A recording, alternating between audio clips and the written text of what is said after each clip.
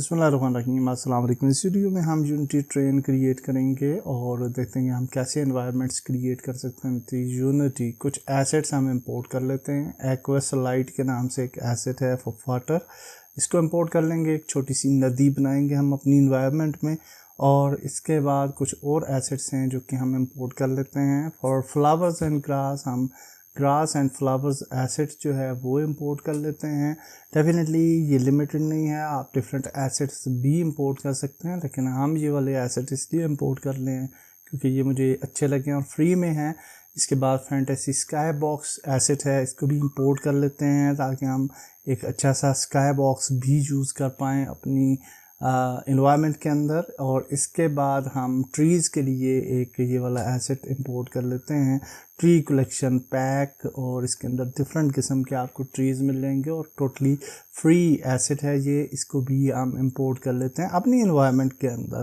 Definitely आप different और assets भी इंपोर्ट कर सकते हैं अगर आप अपनी इन्वायरमेंट को किसी भी तरह से क्रिएट करने के लिए कोई भी डिफरेंट एसेट्स यूज़ कर सकते हैं। Now we will create a train की सेटिंग्स में अगर आप जाएंगे तो वहाँ से आप साइज़ वगैरह सेट कर सकते हैं। रेजोल्यूशन को हमने थोड़ा बढ़ा लिया है, डिटेल रेजोल्यूशन को, ताकि हम जो छोटे टेक्सचर्स यूज़ करेंगे तो उसके लिए then we will sculpt the train, raise और लोअर ट्रेन का ऑप्शन सेलेक्ट कर लेते हैं। और ब्रश सेलेक्ट करने के बाद उसकी ओपेसिटी और साइज़ सेलेक्ट करने के बाद हम अपनी ट्रेन को थोड़ा सा स्कल्प्ट कर लेंगे, थोड़ा ऊंचा नीचा हिस्सा दे देंगे। आसो हम अपनी ट्रेन को 1000 हाइट दे देते हैं ताकि हम जो नदी क्रिएट करेंगे वो ट्रेन के अंदर जो है वो हम इजीली क्रिएट कर सकें। थोड़ा सा ये सेक्शन देते हैं ताकि ये थोड़ा माउंटेनियस एरिया जो है वो साइड्स पे रहे और हमें यूं लगे कि ये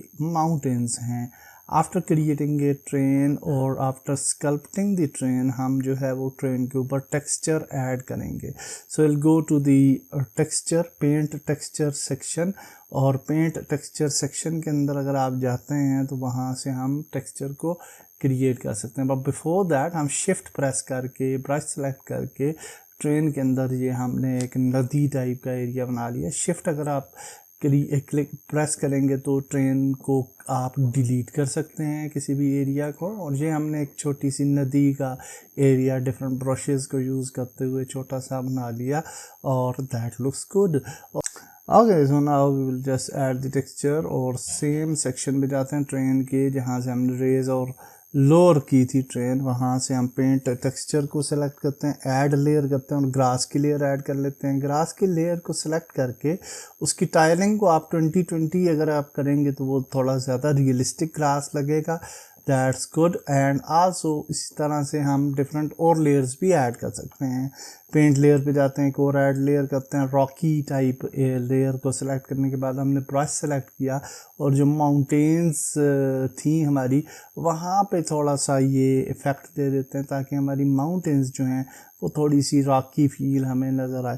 डेफिनेटली हमने पूरी ट्रेन पे थोड़ा थोड़ा रॉक का टेक्सचर जो है वो ऐड कर दिया है, जो कि अच्छा मिक्सचर लग रहा है। लेकिन यहाँ प्लेयर के पास अगर आप देखें तो ग्रास को मैं ज़्यादा रखना चाहूँगा, तो ग्रास को दोबारा से सिलेक्ट करके मैंने यहाँ पे प्लेयर की जगह पे पेंट कर दिया। माउंटेन्स पे स्टिल वही वाला टेक्सचर जो है वो हमें नज़र आ रहा है, जो कि हमने ग्रास और रॉक को मिक्स टेक्सचर रखा था।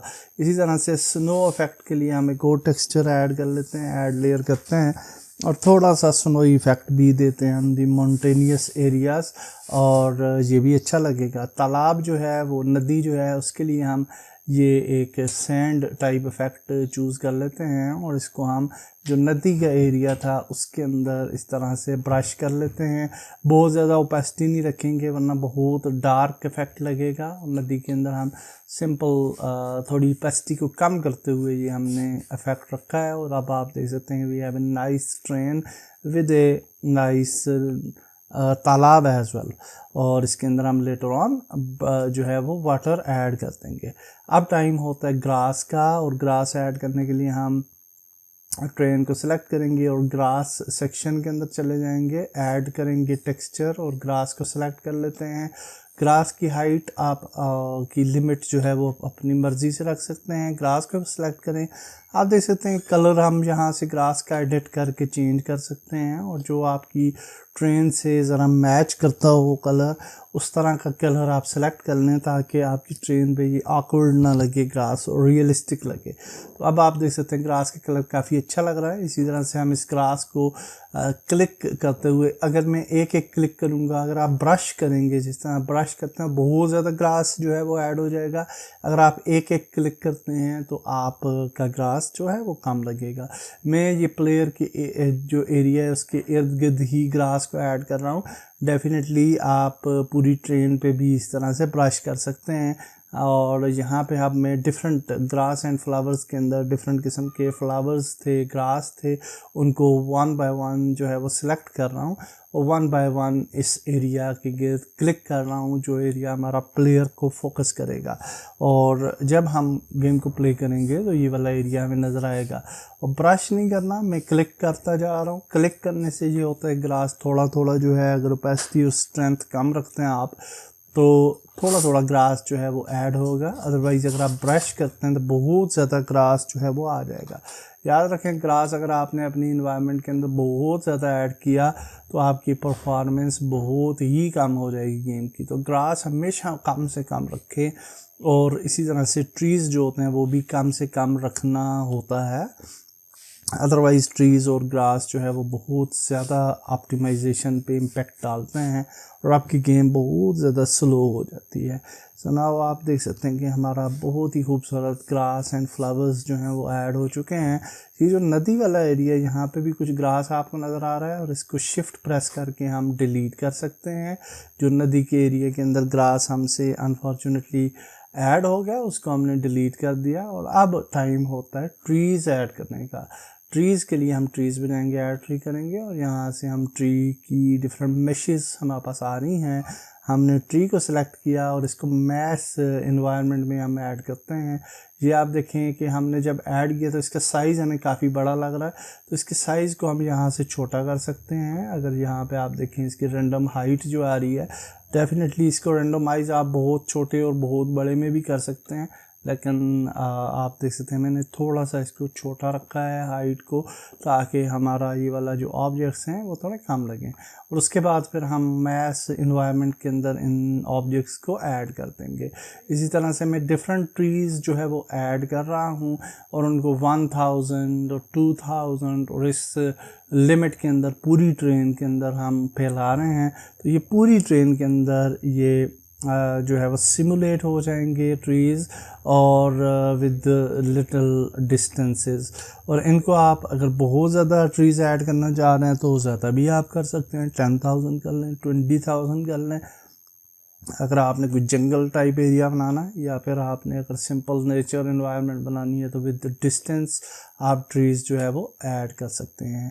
तो आपने देखा कि इस तरह से हम डिफरेंट ट्रीज़ को सेलेक्ट कर सकते हैं। मैश एनवायरनमेंट के अंदर भी आप ऐड कर सकते हैं, और अगर आप सिंपल क्लिक करेंगे, लेफ़्ट क्लिक की मदद से भी आप ऐड कर सकते हैं, और शिफ्ट प्रेस करके क्लिक की मदद से आप ट्रीज़ को डिलीट भी कर सकते हैं। तो अब आप देखें कि हमारी इन्वायरमेंट काफ़ी अच्छी लग रही है, हमारे ट्रीज़ ऐड हो चुके हैं, नदी का एरिया ऐड हो चुका है, और अब हम ऐड करेंगे वाटर। तो एक्वास्लाइड के उस पे जाते हैं।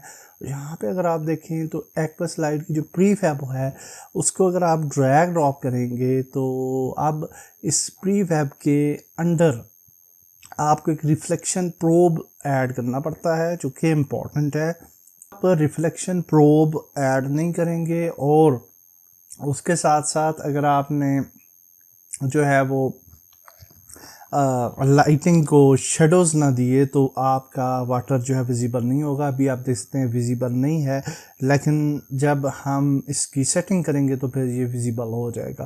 तो यहाँ पे आप देखें कि इसके अंदर हमने रिफ्लेक्शन प्रोब जो है वो हम कस्टमली भी क्रिएट कर सकते हैं, और होता भी है। ये चूँकि हम प्रीफैब लाए हैं तो उस प्रीफैब के साथ ऑलरेडी रिफ्लेक्शन प्रोब जो है वो मौजूद था। यहाँ पे देखें कि आप स्काई बॉक्स सिलेक्ट कर लें। स्काई बॉक्स अगर आपने सिलेक्ट ना किया तो आपका वाटर जो है वो विजिबल हरगिज़ नहीं होगा। तो स्काई बॉक्स हमारा पहले से एडिट था, लेकिन हम कोई अच्छा सा स्काई बॉक्स ऐड कर लेते हैं। और स्काई बॉक्स जब आप ऐड कर लेंगे तो finally we will actually add the shadows to the lighting. और जब आप लाइटिंग पे शेडोज़ ऐड करेंगे तो अब हमारा वाटर जो है वो शो हो जाएगा। तो लाइटिंग पे जाते हैं और यहाँ पे हमने सॉफ्ट शेडोज सेलेक्ट किए हैं और नाउ यू कैन सी कि हमारा वाटर जो है वो विजिबल हो चुका है। वाटर को नदी के मुताबिक थोड़ा ले जाते हैं, पोजीशन कर लेते हैं जहाँ पे हमारी नदी थी, और डेफिनेटली इसको आप देख लें जो भी सेटिंग आपकी बेस्ट बैठती है वहाँ पे आप उसको कर सकते हैं। ट्रीज़ का शेडो आप देख सकते हैं बहुत ज़्यादा डार्क शेडोज़ हैं, तो मैं शेडोज़ की इंटेंसिटी जो है उसको भी थोड़ा कम कर लूँगा ताकि हमारे ट्रीज़ जो हैं वो बहुत ज़्यादा इंटेंस शेडोज़ उनके नज़र ना आए, बल्कि कम शेडोज़ जो है वो नज़र आए। डेफिनेटली आप अपनी मर्ज़ी के मुताबिक शेडोज़ की स्ट्रेंथ को कम या ज़्यादा कर सकते हैं। लाइट जो है, लाइट को डिफरेंट कलर्स भी, मोड्स भी आप चूज़ कर सकते हैं अगर करना चाहें तो। अभी भी आप देखिए शेडोज़ ज़्यादा हैं तो शेडोज़ को हम थोड़ा कम कर लेंगे, और शेडोज़ को कम करने के बाद हम कुछ और सेटिंग्स भी कर सकते हैं। जो आपका वाटर का एसेट है एक्विस लाइट का,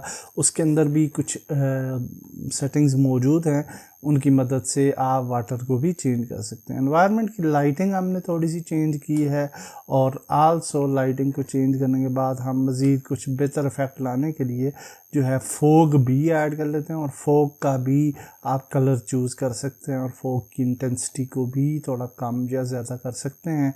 और जहाँ पे आपको फोग अच्छी लगती है तो उस सेटिंग को चूज़ कर लें। I can see we have a nice environment with a fog, with the trees, with the grass and with the water. That's it for this video. Allah Hafiz.